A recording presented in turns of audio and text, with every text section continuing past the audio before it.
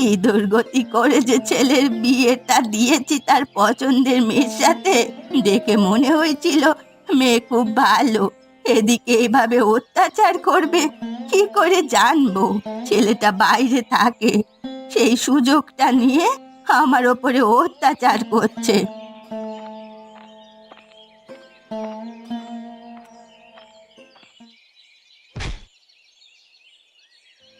এই বুড়ি, এগুলোকেও পরিষ্কার করে দিবি।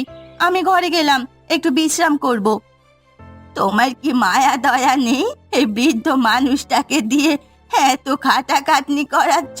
তোমার মধ্যে কি মানসিকতা নেই? তোমার বাবা মা কি তোমায় এই শিক্ষা দিয়েছে?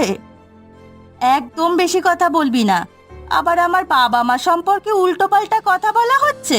তোর ছেলের অনেক টাকা পয়সা, তাই জন্য আমি এখানে এসেছি, না হলে আমি আসতামই না। তুমি আমাকে মারছো কেন?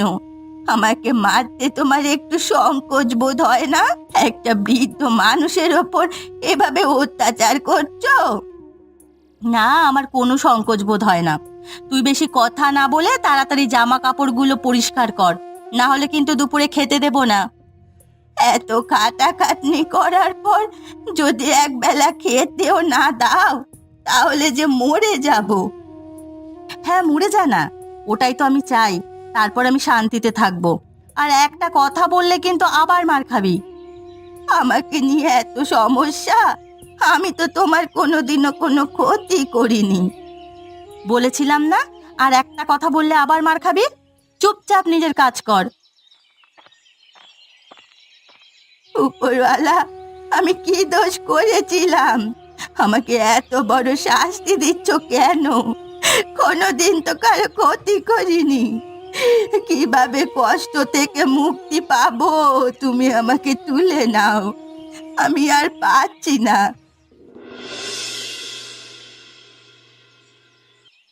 এভাবে একা একা থাকতে আর ভালো লাগে না। গ্রামে মা গিন্নি সকলেই আছে, ওদের সাথে থাকলে কত আনন্দ করতাম, মন মেজাজ কত ভালো থাকতো। এইভাবে একা একা থাকা যায়?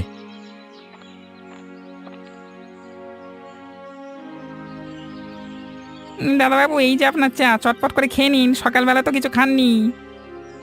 রামু কাকা, আজকে খেতে ভালো লাগছে না গো, মন মেজাজ ভালো নেই। কেন দাদাবাবু, কি হয়েছে কি? বাড়ির কথা বড্ড মনে পড়ছে গো। এই শহরে একা থাকতে কি আর ভালো লাগে? গ্রামে মা বউ আছে, ওরা দুজন মিলে হয়তো অনেক শান্তিতে আছে। আমি এখানে একা একা মন খারাপ করে বসে আছি। দাদাবাবু, আপনি তাহলে একদিন অফিস ছুটি নিন, নিয়ে গ্রামের বাড়িতে ঘুরতে যান, তাহলেই তো সব সমস্যার সমাধান হয়ে যায়। একদিন ঘুরতে গিয়ে আমার মন পোষাবে না।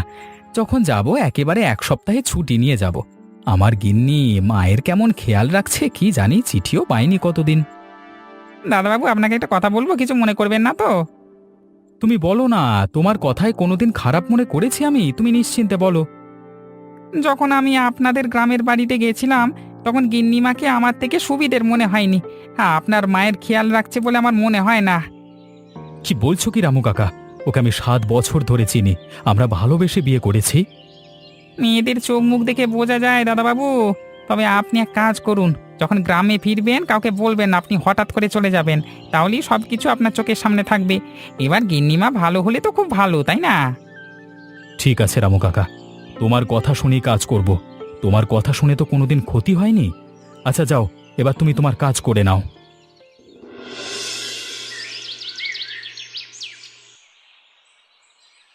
এই বুড়িকে নিয়ে আর পারা যাচ্ছে না। বড্ড বড় বড় কথা শোনাচ্ছে, আর কাজের বেলায় তো অষ্টরম্ভা। আরে খেতে দেওয়া বন্ধ করে দে না, তাহলেই তো হয়। না হলে বাড়ি থেকে বের করে দে। তুই কেন সহ্য করবি? কিন্তু বাড়ি থেকে বের করে দিলে স্বামীকে কি জবাব দেব? উনি যখন বাড়িতে আসবেন, তখন যদি মাকে দেখতে না পান, তখন অনর্থ ঘটে যাবে। আরে কিচ্ছু হবে না, বলে দিবি তোমার মা নিজে থেকেই বাড়ি ছেড়ে চলে গেছে, তাই আমি আর আটকাইনি। কিন্তু এসব কথা বললে উনি বিশ্বাস করবেন? বিশ্বাস কেউ এমনি এমনি করে না, বিশ্বাস করাতে হয়। তুই মিথ্যা কথাটাও এত জোর দিয়ে বলবি যাতে সেটা সত্যি মনে হয়। আমিও তো এককালে তাই করেছি, তাই বললাম। কাকিমা, তুমিও তাহলে তোমার শাশুড়ির সাথে এরকম করেছো? হ্যাঁ, এত সম্পত্তি আমার এমনি এমনি হয়েছে নাকি? প্রথমে শাশুড়িকে তাড়িয়েছি, তারপরে বরকে মেরেছি, তবেই তো এত সম্পত্তি আমার নামে হয়েছে। আমি জানি তুই ওর সম্পত্তি চাস। যদি সাহস থাকে তাহলে এইসব তোকে করতেই হবে। হ্যাঁ, আমি করব। সম্পত্তি ছাড়া আমি আর কিচ্ছু বুঝি না। তাহলে আবার কি আছে? বুড়িকে তাড়া, স্বামী এলে ওকে মেরে ফেল। আবার তোর এখন কম বয়স, সম্পত্তি হাতে নিয়ে অন্য বড়লোক বাড়িতে বিয়ে করে নিবি, দুদিকটাই পাবি। ও মা, বুদ্ধিটা ভালো দিয়েছে তো। আমি তো এসব আগে কখনো ভাবিনি। তাহলে তো এবার তোমার কথা শুনতেই হচ্ছে। তুমি আমার আদর্শ কাকিমা। মোহনদা, আজকে দুপুরের মধ্যে তো ভালোই বিরিয়ানি বিক্রি করে ফেললাম গো। তোমার তো বহুত টাকা লাভ হয়ে গেল। আর তুই তো একদিনের লাভটাকে দেখছিস রে, প্রত্যেক দিন তো আর এইভাবে লাভ হয় না। লাভ হলেও তোকে মাইনে দিতে হয়, লস হলেও তোকে মাইনে দিতে হয়, সেটা তো কই বললি না। এটা ঠিক কথা, তবে আজকে তোমার অনেক লাভ হয়েছে, এটা মানতেই হবে। হ্যাঁ, আজকে তো হয়েছে, না মানলে তুই আর ছেড়ে দিবি? আচ্ছা দাদা, আমার বিয়ের বয়স হয়ে গেছে তো, একটা মেয়ে তো দেখে দিতে পারো, তুমি তো আমার দাদা নাকি? বড় দাদা হয়ে তোকে আমি একটা ভালো উপদেশ দিচ্ছি, শোন। এইসব বিয়ে টিয়ে একদম করিস না। বিয়ে করা মানে অতিরিক্ত একটা ঝামেলা বাড়িতে নিয়ে আসা, বুঝলি? এই কথাটা বৌদির কানে গেলে কি হবে জানো তো? তোমার আর খাবার জুটবে না, বাড়িতে ঢুকতে পারবে কিনা এটাই সন্দেহ। আরে তোকে ঠিক কথা বলছি রে। এখন আমি হারে হারে বুঝতে পারছি এই বিয়ে করবার যন্ত্রণা। বিয়ে করবার 1 বছর পর্যন্ত তো ভালো থাকবে, তুইও খুব সুখী থাকবি। তারপর যখন মাথা ব্যথা শুরু হবে, থামার নাম নেই। তখন বউটা পাল্টে ফেলবো। কি আছে, জামা খারাপ হলে জামা পাল্টাতে হয়, জিনিস খারাপ হলে জিনিস তো পাল্টাতে হয়। বউ খারাপ হলে বউ কেন পাল্টাবো না? সত্যি বাবা, তোকে বলে আর তোর মুখে কথা যেন মানে জোগানো আছে। চল চল, দুপুর হয়ে গেল, বাড়ি গিয়ে খাওয়া দাওয়া করতে হবে, আবার পরে আড্ডা দেওয়া যাবে। হ্যাঁ হ্যাঁ হ্যাঁ, অনেক হেসে ফেলেছি, পেট ব্যথা করছি, আবার পরে হাসবো।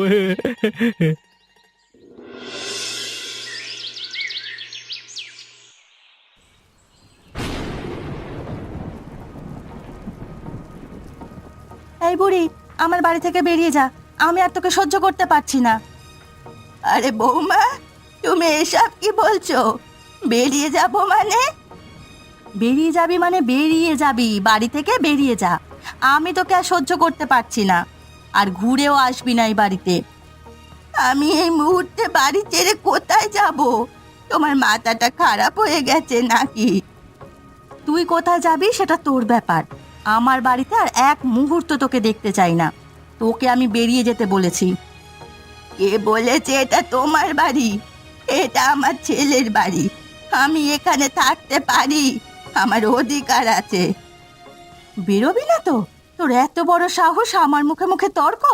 যতক্ষণ না বেরোবি ততক্ষণ মারতে থাকবো। এবার তুই ঠিক কর কোনটা করবি। এই বৃষ্টির মধ্যে আমি কোথায় যাব? আকাশে বিদ্যুৎ চমকাচ্ছে, কোথায় যাব আমি এখন? তুই কোথায় যাবি সেটা তোর ব্যাপার। বেরিয়ে যা আমার বাড়ি থেকে। তুই মরবি কি বাঁচবি সেটা আমার দেখার দরকার নেই। আচ্ছা, তোমাকে আর মারধর করতে হবে না। আমি চলে যাচ্ছি এই বাড়ি থেকে। তুমি যদি একা ভালো থাকতে পারো তাহলে তাই থাকো।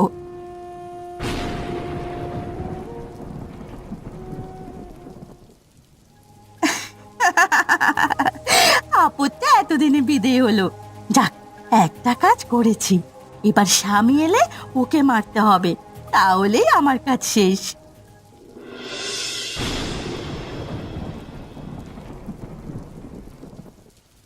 খোকা, তুই কোথায় গেলি রে? আমি যে অত্যাচারিত হয়ে এবার মরে যাব। দুপুরে খেতে দেয়নি, এখন বাড়ি থেকে বের করে দিল। এই অসহায় অবস্থায় আমি কোথায় যাব? আরে, ওই পাশের কাদায় একটা বিরিয়ানি পড়ে আছে মনে হচ্ছে। যাই, দেখি ওটা খেয়ে পেট ভরাই।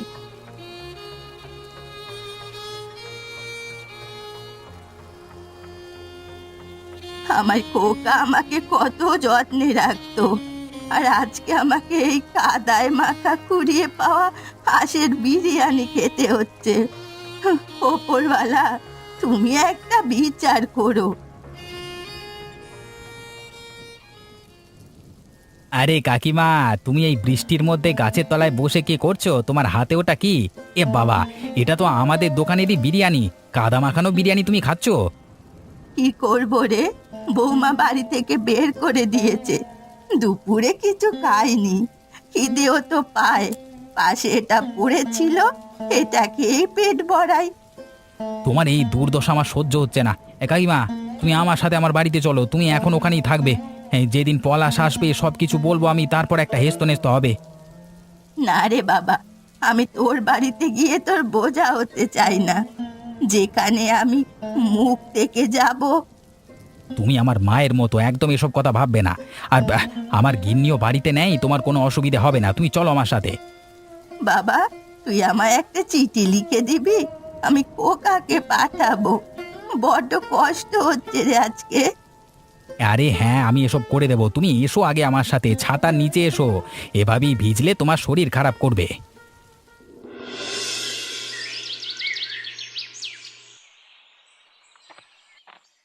আরে, ওটা তো পলাশ যাচ্ছে মনে হচ্ছে।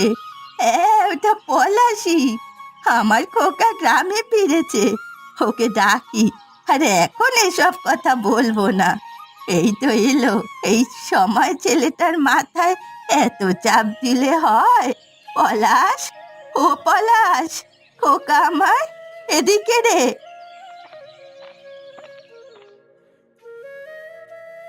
আরে মা, তুমি এখানে কি করছো গো?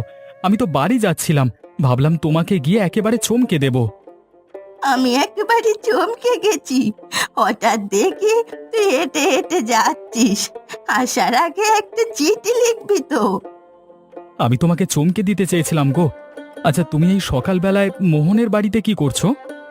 এই একটু হাঁটতে বেরিয়েছিলাম ভোরবেলা, তারপর মোহনের বাড়িতে এলাম একবার। সারাদিন তো বাড়িতে বসে থাকি, ভালো লাগে না, তাই এলাম এখানে মোহনের সাথে একটু গল্প করতে। তা সে কোথায় দেখতে পাচ্ছি না তো। আমাকে দেখলেই তো একেবারে আনন্দে লাফাবে। সে একটু বেরিয়েছে, এখনই চলে আসবে। ও ঠিক আছে, ওর সাথে আমি পরে দেখা করে নেব। তুমি চলো আমার সাথে, একসাথে বাড়ি যাই। আরে, তা বললে হয় নাকি? ওর বাড়ি আমি ফাঁকা রেখে চলে যাব? তুইও একটিবার বস, ও এলে তারপর বাড়ি যাব। তুমি ঠিক কথা বলেছ, কারোর বাড়ি এরকম একা ফেলে রেখে যাওয়া যায় না। তবে আজকে আমি খুব খুশি জানো, কত মাস পর তোমাকে দেখছি। মা, তুমি আমার জন্য আমার প্রিয় খাবারটা বানিয়ে দেবে? হ্যাঁ, অবশ্যই বানিয়ে দেব। তুই তো পায়েস খেতে খুব ভালোবাসিস, আমি নিশ্চয়ই বানাবো। খোকা আমার কতদিন পরে বাড়ি ফিরেছে। বাবা, তুই ওখানে খাওয়া দাওয়া করিস না নাকি? দিন দিন এমন রোগা হয়ে যাচ্ছিস কেন? কাজের চাপে একটু আধটু খাওয়া হয়, সব সময় সময় মতো খাওয়া হয় না। আচ্ছা, এখন তুই আমার কাছে এসেছিস, আমি এবার সময় মতো সব করে দেব। মা সত্যি তুমি আমার কত খেয়াল রাখো, তোমার কাছে এলে আলাদা একটা শান্তি পাওয়া যায়। আচ্ছা আচ্ছা, হয়েছে, এখানে বস। অনেকক্ষণ থেকেই তো দাঁড়িয়ে আছিস, বস।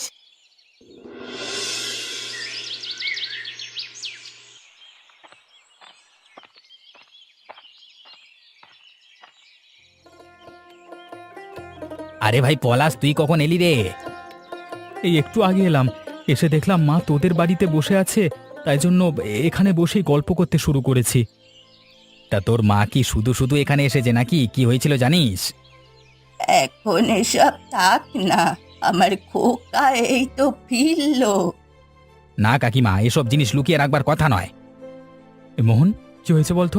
আমার থেকে কিছু লোকাবি না, সব বল। তোর বউ তোর মাকে বাড়ি থেকে বের করে দিয়েছিল। কালকে রাতে বজ্র বিদ্যুৎ সহ বৃষ্টির মধ্যে একটা গাছের নিচে আশ্রয় নিয়েছিল। দুপুরে খেতে দেয়নি তোর মাকে, রাস্তায় পড়ে থাকা কাদা মাখানো হাঁসের বিরিয়ানি খেয়েছিল। আমি দেখতে পেয়ে আমার বাড়িতে নিয়ে এলাম। সে কি মা, তুমি আমাকে বলনি কেন? মোহিনী তোমাকে এত অত্যাচার করছে? কি আর বলবো বল খোকা, তুই পছন্দ মতো মেয়েকে বিয়ে করেছিস, এখন আমার বলতে যাওয়াটা ভালো দেখায় না। আমার পছন্দেই বিয়ে করি আর তোমার পছন্দেই বিয়ে করি। তোমাকে ও অত্যাচার করেছে, তুমি আমাকে একবারও বলবে না? তোমার গায়ে হাত তোলেনি তো? তোর বউ সমস্ত বাধা ভেঙে দিয়েছে। এবার বুঝি নে আমার সাথে কি কি করেছে। তুমি চলো আমার সাথে, আমি ওই মেয়েকে এক্ষুনি বাড়ি থেকে বের করে দেব। ভাই এরকম মাথা গরম করিস না। তোর বউ তোর মাকে এইভাবে অত্যাচার করেছে, এর কোনো প্রমাণ নেই। তুই গিয়ে বললে ও যদি অস্বীকার করে তাহলে তুই কিচ্ছু করতে পারবি না। আমার কথাটা শোন। হ্যাঁ বল, কি বলবি বল। তুই আজকে সন্ধেবেলায় বাড়িতে যা, কাকিমাকে আগে বাড়িতে পাঠা, আর তুই বাড়ি থেকে সমস্ত কথা শোন। যদি দেখিস অত্যাচার করছে তারপরে তুই ঘরে প্রবেশ করবি, আর সব কিছু তোর চোখের সামনে আছে, বাকিটা তুই দেখবি কি করবি। হ্যাঁ ভাই তুই ঠিক বলেছিস, হাতে নাতে ধরবো। ততক্ষণ আমরা তোর বাড়িতেই আছি, কোনো অসুবিধে নেই। আর তুই এত দূর থেকে এসেছিস, কিছু খাওয়া দাওয়া করিসনি তো? আয় আয় বাড়িতে আয়, কিছু খেয়ে নে আগে। আরে কাকিমা, তোমার কথা মতোই আমি কাল রাতে ওই বুড়িকে বাড়ি থেকে বের করে দিয়েছি। এবার আমি একদম নিশ্চিন্ত। এ কি গো, তোমার মুখেও সব কি হলো? জানি না রে কি হয়েছে, আজ সকালে উঠে দেখি এরকম গোল গোল ফুলে কি সব বেরিয়েছে। প্রচন্ড ব্যথা করছে রে। তুমি ডাক্তারের কাছে চলো, বাড়িতে বসে থাকলে অসুখ তো সেরে যাবে না। এসব আমার খারাপ কাজের ফল, আমি বুঝতে পারছি। এক সময় আমি অনেক খারাপ কাজ করেছি, ওই জন্যই মনে হয় উপরওয়ালা আমায় শাস্তি দিচ্ছে। এখন এসব উল্টোপাল্টা কথা বলো না কাকিমা। তোমার শরীর খারাপ হয়েছে, এখন উপরওয়ালার কোনো হাত নেই। তুমি ডাক্তারের কাছে চলো। তোকে যে কাজগুলো করতে বলেছিলাম তুই সেই কাজগুলো করিস না, ভালো হয়ে যা। না হলে একদিন তোর অবস্থাও আমার মতো হবে। উপরওয়ালা সব কাজের হিসেব রাখেন, কেউ বাদ পড়বে না। কাকিমা, ব্যথা করছে বলে মনে হয় তুমি এসব উল্টোপাল্টা কথা বলছো। তুমি আমার সাথে হসপিটালে চলো, ওখানে গেলে সব ঠিক হয়ে যাবে। আচ্ছা চল, ভালো হয়ে গেলে তো খুব ভালো। মাথায় যে বড্ড যন্ত্রণা হচ্ছে রে, খুব কষ্ট হচ্ছে। ভাই পলাশ, এখন আমাদের মাথা গরম করলে হবে না। জানি তোর মায়ের সাথে অনেক বড় অন্যায় হচ্ছে, তোর মাকে অত্যাচার করছে, তাও হাতে নাতে ধরতে গেলে মাথা ঠান্ডা করতে হবে। আমি বুঝতে পেরেছি, তাই জন্য আর মাথা গরম করছি না। যদি একবার হাতে নাতে ধরি, ওকে আমি আমার বাড়ি থেকে তাড়াবো। আরে মোহন দাদা, আজকে দোকান খুলবে না? আমি দোকানের সামনে কখন থেকে অপেক্ষা করে বসেছিলাম, তুমি আসুনি দেখে আমি এলাম। আজকে পলাশ শহর থেকে বাড়ি ফিরেছে, ওই জন্য আর যাইনি। আরে দাদা, কেমন আছো? কতদিন পর তোমার সাথে দেখা। আমি ভালোই আছি, তুই কেমন আছিস বল? একদম ভালো নেই গো, বিয়ের জন্য মেয়ে খুঁজে পাচ্ছি না। বিয়ের বয়স হয়ে গেল, বিয়ে করতে হবে, বউ না থাকলে ভালো লাগে নাকি? তুই আবার শুরু করলি তো, এখন মন মেজাজ ভালো নেই, এসব কথা বলিস না। ভাই, বিয়ে যখন করবি সাবধানে করবি। আমার এক অবস্থা হয়ে বসে আছে, বউ মায়ের ওপর অত্যাচার করছে, আমি শহরে বসে আছি, কিছুই করতে পারছি না। দরকার নেই আমার বউয়ের, বাপের বাড়ি পাঠিয়ে দাও। ওটাই করবো এবার, না হলে আমার মাকেই মেরে ফেলবে। মোহন, তুই দোকানে যাবি তো নাকি? না রে ভাই পলাশ, আজকে আর দোকান খুলবো না। তোর সাথে একটু কথাবার্তা বলি, আমারও ভালো লাগছে, অনেকদিন পর এলি তো। বাহ, তাহলে আজকে ছুটি, যাই তাহলে একটু ঘুরে বেড়াই। হ্যাঁ ছুটি, তবে এই বেলায়, বিকেল বেলায় দোকান খুলবো, চলে আসবি। হ্যাঁ সে চলে আসবো, এই বেলাটা তো আগে আনন্দ করি, অনেকদিন পর ছুটি পেলাম।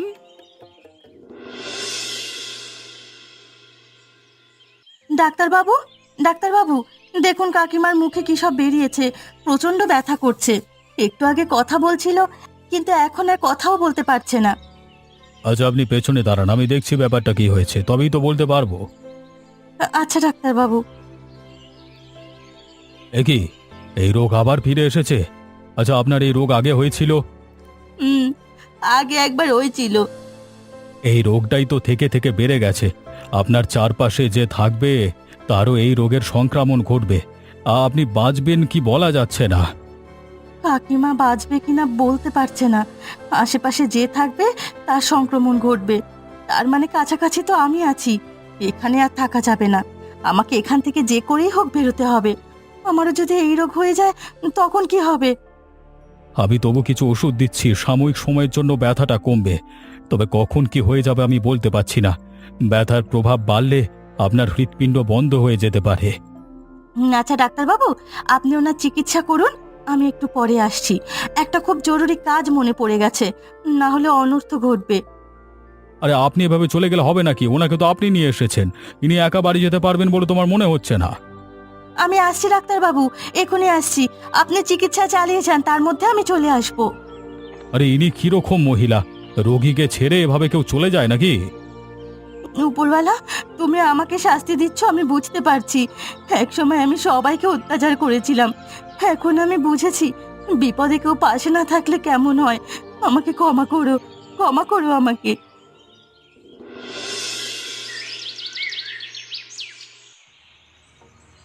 বৌমা, আমি ফিরে এসেছি, তুমি রাগ করো না। বুড়ি, তুই আবার ফিরে এসেছিস? তোকে না আমি আমার বাড়িতে আসতে বারণ করেছি? কথাটা কানে যায় না নাকি? আরে বৌমা, তুমি রেগে যেও না, সকলে মিলে মিশে থাকবো। তোকে একবার যখন বলেছি তুই কেন আবার ফিরে আসবি? যেখানে গিয়েছিলিস সেখানেই চলে যা। আবার যদি আসিস তাহলে কিন্তু এবার খুন করে ফেলবো। বৌমা, তুমি কেন এমন করছো? আমি তো তোমার কোনো ক্ষতি করিনি। আমার সম্পত্তি চাই, তোকে এই বাড়ি থেকে বের করে দেব। তারপর যখন পলাশ আসবে তখন একে বলবো তুই নিজের ইচ্ছে চলে গেছিস। তারপর ওকেও বিষ খাইয়ে মারবো, আর তারপর কেউ থাকবে না। সব সম্পত্তি আমার। ভালো কথা বলছি, পালিয়ে যা এখান থেকে। কেন তুমি আমার ছেলেকে মারবে কেন? ও তোমার কি ক্ষতি করেছে? আর তুমি আমার ছেলের সাথে ভালোভাবে থাকলে সম্পত্তি তো তোমাদেরই থাকবে। তোকে অত কথা কৈফিয়ত কেন দেব? তোকে যেতে বলেছি, বেরিয়ে যা। মাথাটা গরম করিস না, আমি কিন্তু আবার গায়ে হাত তুলবো। তোমার মায়ের বয়সী মানুষের ওপর হাত তুলতে লজ্জা করে না? এইরকম তোমার শিক্ষা? আমার বাবা মাকে নিয়ে কথা বলতে বারণ করেছি, বড্ড বেশি বার বেড়েছিস। চল আমার সাথে, চল।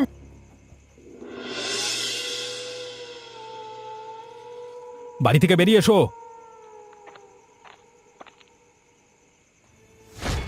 আরে তুমি আবার কিছু না জানিয়ে হঠাৎ করে চলে এলে?